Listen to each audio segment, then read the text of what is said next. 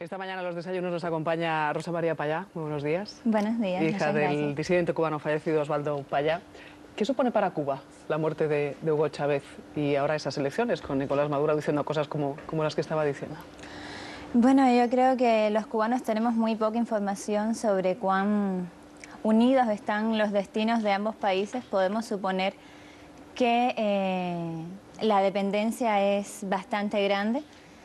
Yo recuerdo que, por ejemplo, los apagones en La Habana se volvieron a sentirse en los últimos días que yo estaba allí, ya volvían a sentirse los apagones, pero esto es solo un síntoma. En realidad, ambos gobiernos, tanto el venezolano como el cubano, han sido muy herméticos al respecto de cualquier información y solo puedo decir que yo estoy segura de que los cubanos pues podrían autogestionar su país de manera independiente y de manera próspera, pero bueno, para eso necesitan los derechos y necesitan tener la oportunidad. No necesitan depender de Venezuela como de ningún otro país. Agradecemos que haya aceptado la invitación de Televisión Española. Han pasado ya casi 8 meses desde el fallecimiento de su padre. Supongo que la gente que nos esté viendo recordarán las informaciones que nos llegaban aquellos días. Murió junto al dirigente juvenil del Movimiento Cristiano de Liberación, Jaro Cepero, un vehículo en el que viajaba también un español, era Ángel Carromero.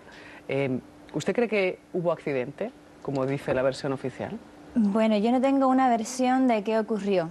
Yo tengo algunos hechos confirmados y esos hechos confirman que no hubo un accidente. Estoy hablando de los mensajes de texto, de los que también tiene conocimiento el gobierno español como el gobierno sueco, porque ambos sobrevivientes extranjeros se comunicaron pues con sus amigos y ambos pertenecen a partidos políticos. Estos mensajes de texto decían claramente que fueron embestidos por otro auto y fueron sacados de la carretera. Además, bueno, pues nosotros tenemos una historia de amenazas de muerte. Mi padre era amenazado de muerte sistemáticamente por parte de la seguridad del Estado del gobierno cubano. Amenazas de muerte que no han terminado. Mi familia hace menos de una semana recibió una llamada diciendo directamente te vamos a matar, por lo cual estoy muy preocupada por la seguridad de mi familia y por la seguridad de los miembros del movimiento. Pero esto es solo una parte. Nosotros hemos recibido información de algunos testigos que estuvieron en el hospital en esos días, el día mismo que ocurrieron los hechos, testigos que interaccionaron con la policía, que escucharon a la policía leer las primeras actas supuestamente tomadas a los testigos presenciales. Uno de los capitanes de la policía, de nombre Fulgencio Medina, al leer estas actas, pues hacía mención de otro auto, marca Lada rojo, que viajaba en paralelo con el auto en que viajaba mi padre, y estos testigos, también por boca de Fulgencio Medina, cuentan que cuando ellos llegaron al lugar de los hechos, ya las personas que manejaban este Lada estaban en el lugar y estaban sacando, o algo así, a los extranjeros, y uno de los extranjeros les decía quiénes son ustedes y por qué nos hacen esto. Estas informaciones yo las he confirmado luego de entrevistarme con Ángel Carromero, que en realidad no me ha dado información nueva, solamente pues me ha confirmado hechos que ya yo sabía pues por otras fuentes. Usted habla de indicios, del momento en el que usted ha podido hablar con varios testigos de lo ocurrido ese día, y le he escuchado últimamente pedir y reclamar una investigación internacional limpia, transparente, para que se aclare todo eso. ¿Ha recibido algún tipo de respuesta ya? Bueno, hemos recibido la respuesta del Consejo de Derechos Humanos de Naciones Unidas, que tienen nuestra petición y bueno, pues están trabajando en ella, tienen contacto directo con la familia, así lo han expresado públicamente. Y bueno, pues esa es una de las vías que estamos utilizando. Hemos presentado a Naciones Unidas una apelación firmada por alrededor de 50 líderes políticos, entre ellos 3 expresidentes de América Latina. Esta apelación va dirigida al señor Ban Ki-moon y a la alta comisionada para Derechos Humanos. Y bueno, ellos nos han respondido recientemente. Otra vía es en el Parlamento Europeo, puesto que ellos pues tienen la posibilidad de implementar una investigación internacional, o al menos una comisión de investigación internacional, y bueno, pues estamos reuniéndonos con algunos miembros del Parlamento. Yo he estado en Noruega, he estado en Suecia, he estado en Ginebra, he tenido reuniones con miembros del gobierno y miembros del Parlamento Europeo y de los parlamentos nacionales buscando ayuda para esta investigación internacional, y realmente pues debo decir que han sido receptivos y solidarios en su mayoría. ¿Ha tenido respuesta también del gobierno español? Ninguna. La respuesta del señor Margallo fue pues para Ángel Carromero, y me parece pues bastante sorprendente que le exija pruebas o presentarse a los tribunales, no recuerdo bien cuál fue la frase, a un muchacho que, bueno, que es inocente, que el gobierno español tiene conocimiento de su inocencia, porque el gobierno español tiene conocimiento de estos mensajes de texto, incluso antes de que nosotros los recibiéramos. Por tanto, pues considero que lo que es sorprendente es que estén dando crédito a la justicia cubana como si se tratase de un Estado de Derecho. ¿Tiene usted previsto acercarse a los tribunales? No lo hemos descartado, existe esta posibilidad porque mi padre es ciudadano español, entonces existe la posibilidad de presentar una querella ante la Audiencia Nacional. Quería hacer una pregunta. Usted comentaba que ha tenido la oportunidad de hablar con Ángel Carromero. ¿Cree en su inocencia? Totalmente, totalmente. Es que para mí Ángel es una víctima más en todo este proceso, y me sorprende que al llegar a su país pues siga siendo tratado como culpable o como un condenado. ¿Cree que tiene miedo? ¿Que ha habido alguien que le ha dicho que no hable o...? Yo sí creo que tiene miedo. Yo tengo miedo por mi familia, por lo que puede pasar en Cuba. He estado contándoles de amenazas de muerte. Solo puedo imaginar todo lo que puede haber sufrido Ángel estando meses en manos de la seguridad del Estado del gobierno cubano. Y bueno, nosotros tenemos experiencia con la seguridad del Estado del gobierno cubano y sabemos cuán crueles y cuán eficientes pueden ser en sus tratamientos. ¿Qué aspiraciones tenía su padre en esa transición cubana? Bueno, pues mi padre, el Movimiento Cristiano de Liberación, estamos trabajando por cambios pacíficos, por cambios legales. Ir de la ley a la ley es algo que los españoles pues conocen bien. Consideramos que es la vía para que la transición se dé de manera pacífica. Estamos optando por posibilidades que son factibles, porque las propuestas del Movimiento Cristiano de Liberación, que no son solo del Movimiento Cristiano de Liberación, estamos hablando de una propuesta de referéndum que está apoyada por más de 25.000 ciudadanos cubanos, que en medio de la cultura del miedo han dado su nombre, su dirección, su carnet de identidad, y le han dicho al gobierno cubano: queremos que haya cambios en la ley para que haya libertad de asociación, libertad de expresión, para que haya elecciones libres, para que podamos tener empresas privadas, para que haya liberación de los prisioneros políticos pacíficos.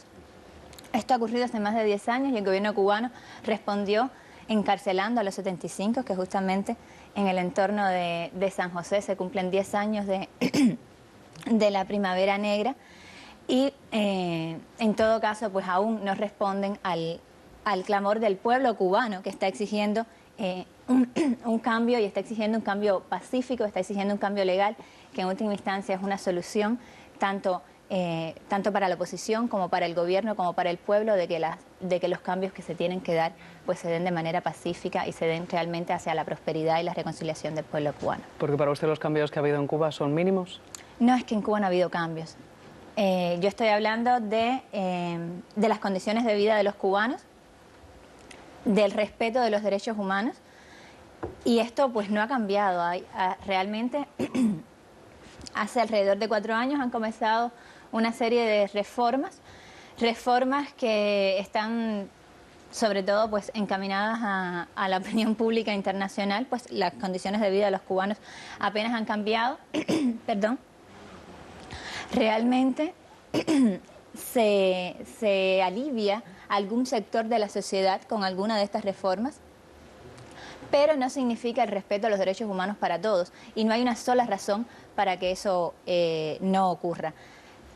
Hay una petición de referéndum que es muy clara, que es legal. Esto sería una prueba de que el régimen cubano está cambiando, o de que el gobierno cubano está dando alguna señal de apertura. Mientras no se respeten las señales que vienen del pueblo y nos estemos fijando solamente en las maniobras del gobierno cubano, bueno, pues el pueblo cubano y las personas que están trabajando por sus derechos en Cuba, que están siendo reprimidas, porque a la vez que estas reformas han comenzado, la represión contra los miembros de la oposición en Cuba han aumentado, pues mientras la opinión pública internacional, la Unión Europea y bueno, pues todos los actores del mundo internacional no se fijen en las señales que vienen del pueblo, en las peticiones que el pueblo ya ha hecho de manera directa, pues seguiremos luchando en muchos sentidos solos. Hablaba usted de esas reformas, una de ellas es esa reforma migratoria. Usted aprovechó esa reforma también para venir en el mes de febrero, si no recuerdo mal, para salir de la isla. ¿Tiene cerrada ya la vuelta de regreso? No está cerrada, pero el plan es regresar en 2 o 3 semanas. Esta reforma migratoria, y es bastante ilustrativa, en este caso yo pude salir, pero por ejemplo Regis Iglesias, que está aquí en España, no ha podido regresar. Y hay muchas, o al menos tengo conocimiento de 3 o 4 casos antes de salir de Cuba, los que ya habían sido informados de que por el gobierno cubano de que no podrían salir. ¿Y teme que le puede pasar a usted lo mismo? Yo, en muchos sentidos, estoy en sus manos una vez que entro a Cuba, e incluso para entrar a Cuba. Hace 3 meses, el 7 de diciembre, yo cumplía con todos los requisitos de la ley para salir de Cuba, la ley antigua, y el gobierno cubano me dijo directamente, bueno, a través de sus oficinas de migración, tú no puedes salir del país. ¿Por qué? Eso no lo reservamos. O sea que las reformas no entregan los derechos a los cubanos porque condiciona la obtención del pasaporte a una serie de requisitos que son discriminatorios de los ciudadanos, requisitos como otros asuntos de interés público, donde cabe pues cualquier excusa, pero incluso si aceptamos que esta reforma alivia en algún sentido algún sector de la sociedad, no entrega los derechos a todos, pero de todas formas el gobierno cubano pues se reserva el derecho de hacer con la ley lo que quieran, como me ocurrió a mí el 7 de diciembre, cuando yo cumplía con todos los requisitos y aún así me dijeron no puedes salir de Cuba, porque no queremos. Y ya está. Interesante el testimonio de Rosa María Payá. Seguro que nuestros analistas de hoy tienen alguna cuestión que plantearle. Sí, buenos días, Rosa María. Buenos días. Vamos a ver, ¿qué le puede decir usted a la izquierda española que jalea, aplaude, apoya a un régimen que lleva 54 años privando de libertad a los ciudadanos, que evidentemente tiene unas condiciones de vida en algunos aspectos por debajo del umbral normal? La mítica sanidad cubana es un desastre, como nosotros lo publicábamos ayer en el diario ABC. Los hospitales no tienen ni agua corriente ni siquiera a veces sábanas, y en fin, es una... ¿Qué se le puede decir a una izquierda que sin embargo sigue jaleando una dictadura militar que lleva 54 años oprimiendo a un pueblo? Bueno, yo no culpo totalmente a las personas que en otros países pues miran a Cuba a través de prismas ideológicos que nos han hecho mucho daño o prismas antiimperialistas con todo el mito del pequeño país enfrentado al imperio. Yo solo les pido que miren realmente al pueblo cubano, que miren a las personas que en Cuba están sufriendo, que las personas en Cuba no tienen derechos. Los cubanos, como los españoles, como los venezolanos, como los norcoreanos, pues tenemos derecho a todos los derechos. Y ni una ideología, ni una figura, pues pueden estar por encima de eso, ni tan siquiera un mercado, ni tan siquiera un Estado. Pues como decía mi padre, puede estar por encima de las decisiones del pueblo y de los derechos de los seres humanos. Yo les pido a todos que se acerquen a la realidad cubana, a la realidad de los ciudadanos, del pueblo de Cuba, un poco sin prejuicios, un poco saltándose el marketing del gobierno cubano, que ha sido muy bueno y ha sido muy eficiente, y es por tanto difícil de saltar, porque además estamos hablando de un país donde no hay libertad de expresión, donde no hay libertad de asociación, donde la mayoría de las personas no es que no tengan internet, es que no tienen computadora, entonces no se enteran de qué es lo que está pasando en el mundo, pero en sentido inverso pues también los tenemos muy difícil para explicarlo, porque bueno, pues nuestro acceso a los medios está totalmente limitado. Mi petición es esa, que miren realmente al pueblo y a las personas que en Cuba pues están trabajando para vivir como vive cualquier persona en un Estado de Derecho. Buenos días, Rosa María. Nos contaba hace unos minutos que en esas peticiones que está haciendo su organización y usted misma a dirigentes internacionales para que apoyen ante Naciones Unidas que haya una investigación independiente sobre la muerte de su padre, no ha tenido ningún apoyo del gobierno español. Creo que el término que ha dicho ha sido ninguno de García Margallo, del ministro de Exteriores. Imagino que tampoco de ningún otro dirigente del Partido Popular. Lo que le quería preguntar, ¿por qué cree usted que pasa eso? ¿Le ha decepcionado a su organización esa falta de apoyo del gobierno español? ¿Cree que se puede deber a algún presunto pacto del gobierno español con el régimen cubano para sacar a Carromero de allí? Bueno, esa es una pregunta que hay que hacérsela al gobierno español. Yo le estoy contando los hechos tal y como los percibimos y tal y como creemos que están ocurriendo. Nosotros hemos pues recibido apoyo y solidaridad de personas que, bueno, que pertenecen al Partido Popular, como el señor expresidente Aznar, como el señor Alejo Vidal Cuadras. Nos hemos reunido con otros políticos españoles, como la señora Rosa Díez, como el señor Durán y Lleida, y hemos pues recibido realmente solidaridad y compromiso con la causa de la verdad, que es, al fin de cuentas, lo que estamos buscando.